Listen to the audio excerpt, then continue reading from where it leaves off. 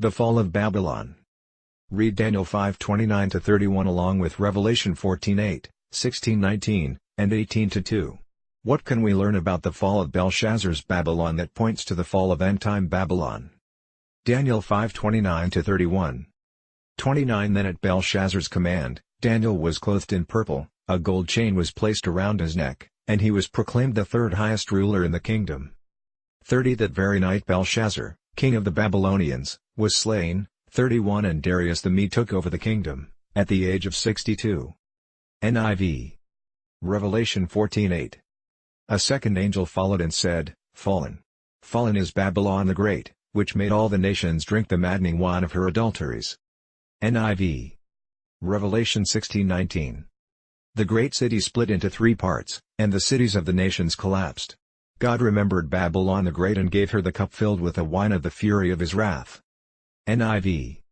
Revelation 18:2. With a mighty voice he shouted, Fallen! Fallen is Babylon the Great! She has become a home for demons, and a haunt for every evil spirit, a haunt for every unclean and detestable bird. NIV. Whatever his faults, Belshazzar is a man of his word. So, despite the bad news, he is satisfied with the interpretation given by Daniel, which is why he bestows upon the prophet the promised gifts. It appears that, by admitting the truth of Daniel's message, the king implicitly recognizes the reality of Daniel's God.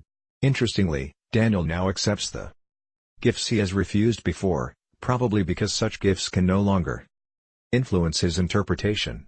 Besides, at that point such gifts are meaningless since the empire is about to fall.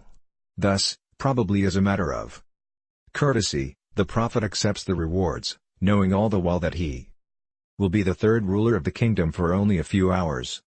Exactly as announced by the prophet, Babylon falls.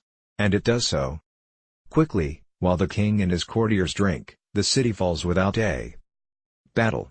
According to the historian Herodotus, the Persians dug a canal to divert the Euphrates River and marched into the city on the riverbed.